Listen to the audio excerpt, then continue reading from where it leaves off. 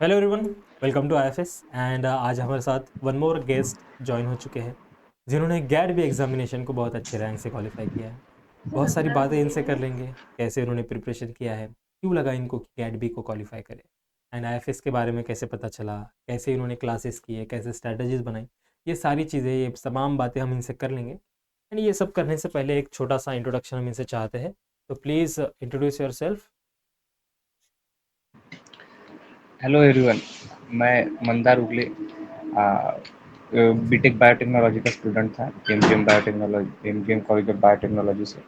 फिलहाल तो अभी गैट बी एग्ज़ाम मैंने दी थी और इधर अदर कोई एग्ज़ाम दी ही नहीं थी। लेकिन गैट बी में मेरा जो था कि मुझे गैट बी क्वालिफाई करना ही है, क्योंकि मुझे कॉलेज चाहिए था आईसीटी।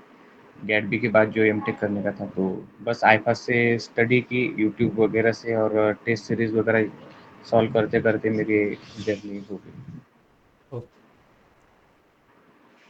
तो मुझे ये बताइए, आप बी फार्म के स्टूडेंट हैं, राइट? नहीं, B Tech biotechnology. B Tech biotechnology के स्टूडेंट है, ओके। कहाँ से, कौन सा कॉलेज है आपका? एमजीएम कॉलेज ऑफ बायोटेक्नोलॉजी, कहाँ पे है ये? Chhatrapati Sambhajinagar, okay, very Chhatrapati nice. Sambhajinagar. पहले तो ये बताइए कि कैसा माहौल है आपके कॉलेज में पढ़ाई के लिए? सर फिलहाल तो कॉलेज से अभी कुछ कांटेक्ट है ही नहीं, क्योंकि एग्जाम हो गया है। अभी ओके। सब घर पे थे। जब पेपर थे तब तो काफ़ी स्टडियस एनवायरनमेंट था कि मुझे ये करना है, मुझे वो करना है, वगैरह हम्म। वगैरह। हम्म। फ्री टाइम में भी लोग सब लाइब्रेरी में वगैरह बैठते थे, तो अच्छा माहौल था उस टाइम पे। फिलहाल तो अभी तो कुछ पता है नहीं, क्योंकि कॉलेज में जो में से तो सिर्फ तीन चार लोग ही क्वालिफाई कर पाए ना। ओह, तो वेरी अभी नाइस, वेरी बिग अचीवमेंट, बहुत अच्छी बात है। एंड मुझे ये बताइए कि क्या फ़ायदे होते हैं किसी बी टेक के स्टूडेंट को गैट बी क्वालिफाई करने के? बीटेक के students, sir as my opinion, B Tech वालों को जो भी ज़्यादातर फीमेल कैंडिडेट्स रहती है ना, उनको एमएससी के लिए बहुत बड़ी अपॉर्चुनिटी मिल जाती है, क्योंकि हम्म। आईआईटी वगैरह कॉलेजेस मिलते हैं और कंपटीशन भी बहुत कम रहते हैं एज कम्पेयर टू इधर इधर अदर एंट्रेंस। हम्म। और फिर एमटेक के लिए भी, क्योंकि अभी मैंने इंटर्नशिप वगैरह भी किया है इधर आईसीआर वगैरह में, तो उधर उन्होंने बोला कि एमटेक के लिए अच्छा खासा स्कोप है, तो आप लोग एमटेक के लिए ही देखो। एमटेक से भी बढ़िया बढ़िया फील्ड है गैट बी से, फिर अच्छा है तो गैट बी। आप क्या करना चाहते हो एमटेक करके, एमटेक में? एमटेक में सर मैं फूड टेक्नोलॉजी कर रहा फूड टेक्नोलॉजी करना चाहते हो? हूँ। ओके। एंड गैट बी के अलावा और भी कुछ एग्जाम्स आपने दिए हैं? नहीं, दूसरा कुछ दिया ही नहीं था सर। दूसरा कुछ नहीं, मतलब आप गेट भी देख सकते हो, राइट? हाँ। ओके, मतलब सिर्फ और सिर्फ आपने गैट बी के लिए प्रिपरेशन किया है। हाँ। Okay, very nice. एंड आपका ग्रेजुएशन कंप्लीट हो चुका है? हाँ, अभी हो गया कब हुआ? कंप्लीट। अभी ये मंथ में अच्छा, लास्ट रिजल्ट आया था, एट 2025 सेम। में हुआ है। Okay, so 2025। वी कैन से कि आपने ग्रेजुएशन के साथ साथ गैट बी का प्रिपरेशन किया। हाँ हाँ, तो यस यस टाइम यस। कैसे मैनेज किया आपने दोनों चीज़ों के लिए? टाइम तो सर अभी जैसा जैसा टाइम मिलता था वैसा वैसा पढ़ाई करते थे, क्योंकि यूट्यूब पे या फिर बाकी सोर्सेस थे, तो फिर हम्म। ऐसा कुछ अलग से टाइम टेबल बनाया नहीं था अच्छा, जो मैंने, जो जो भी है खाली टाइम मिलता था उसमें आप करते थे। उसमें अब तो पढ़ाई कब से करता प्रिपरेशन स्टार्ट करा किया आपने? हूँ। मैंने दिवाली होने के बाद में। ओके। तो क्या चैलेंजेस आए जब आप इस गैट बी को प्रिपरेशन कर रहे थे, सिलेबस के पॉइंट ऑफ व्यू से मैं बात कर रहा हूँ। मुझे तो सेक्शन ए में बहुत डिफिकल्टीज आई थी सर, शुरू शुरू ओके, में, जो मतलब केमिस्ट्री मैथ्स फिजिक्स वाला पार्ट है। हाँ, क्योंकि सेक्शन बी जो था, मैं तो कोर बायोटेक्नोलॉजी से हूँ, तो हम्म। मुझे बेसिक्स नॉलेज तो सेक्शन वो बी सारी का चीज़ें आपके कुछ मैक्सिमम दिक्कत था। आ रही थी, हाँ? हाँ, पर सेक्शन ए में मुझे काफ़ी दिक्कतें गई थी, पर हो गया वो कवर। फिर कैसे आपने प्रिपरेशन किया सेक्शन ए के लिए? मैंने मैथ्स और फिजिक्स तो छोड़ ही दिया था सर, मतलब मैंने किया ही नहीं उसका कुछ। मैंने बस बायोलॉजी और केमिस्ट्री पे फोकस करा, आपने और फोकस, फिर ये जो क्योंकि कोर पता था बायोलॉजी स्टूडेंट निगेटिव। होते हैं उनका फोबिया ही होता है मैथ्स का। तो मैं समझ सकता हाँ हूँ। वही। ओके। नहीं, क्योंकि फिर उसके चक्कर में मैं निगेटिव नहीं जाना चाहता था एग्जैक्टली ना, एग्जैक्टली, इसलिए वेरी मैंने राइट। वो छोड़ दिया। राइट, वेरी राइट जो भी पॉइंट। बेसिक बेसिक क्वेश्चन थे तो फिर वो करे बस। बहुत बहुत सही बात है ये।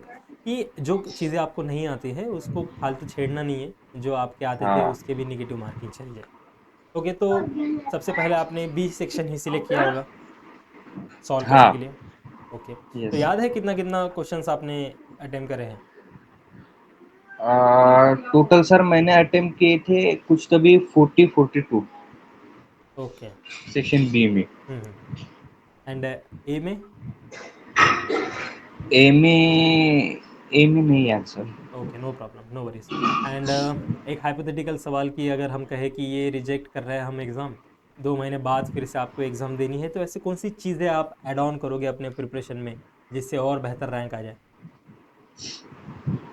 वही सर सेक्शन ए, क्योंकि ऐसा लगता था कि मैथ्स और फिजिक्स का काफ़ी हार्ड आएगा, नहीं जमेगा ये करके, लेकिन जब क्वेश्चंस देखे तब ऐसा लगा था कि थोड़ा अगर करते तो कंफर्म मार्क्स अपने को मिल जाते, क्योंकि सेक्शन बी का इतना कुछ हार्ड था ही नहीं सर इस बार पेपर।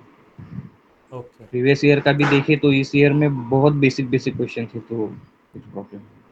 तो जो आपने कहा कि करियर में आपको फूड बायोटेक्नोलॉजी में एमटेक करना है, तो इंडस्ट्री में आपको हाँ, जाना है या फिर रिसर्च में जाना है आपको? रिसर्च में। रिसर्च में जाना है। क्या खोजना है फूड टेक्नोलॉजी में?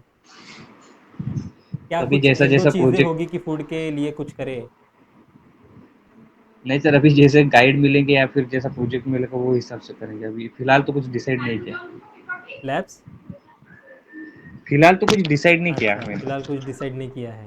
Okay, very nice. अगर आप पीएचडी भी करना चाहो तो सीएसआर का एक मैसूर में लैब है फूड में, वो यस कर यस, सकते हो। और हाँ मैं जाकर सीएफटीआर, आया सर वहाँ से। Yes exactly.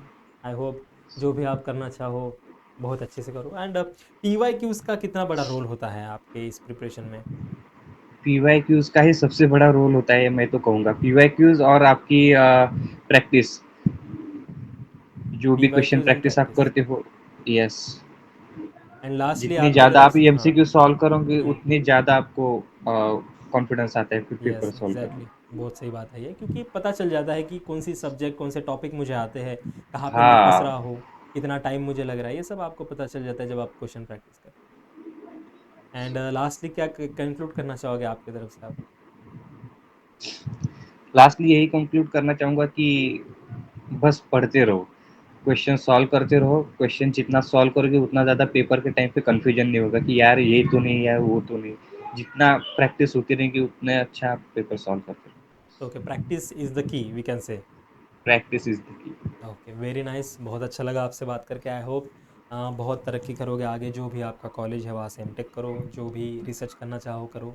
एंड जो स्ट्रगल या फिर जो चैलेंजेस आपने फेस किए हैं ना ये एग्ज़ाम को प्रिपेयर करने के लिए, तो ये आपके जूनियर ना करें, ये आपकी एक मॉरल रिस्पॉन्सिबिलिटी है कि उनको बताना कि कैसे एग्ज़ाम्स होते हैं, कैसे कंडक्ट करा जाता है, कैसे करियर को बिल्ड करा जाता है। ओके, एंड आई होप आप ये यस। करोगे। All the very best. Thank you sir.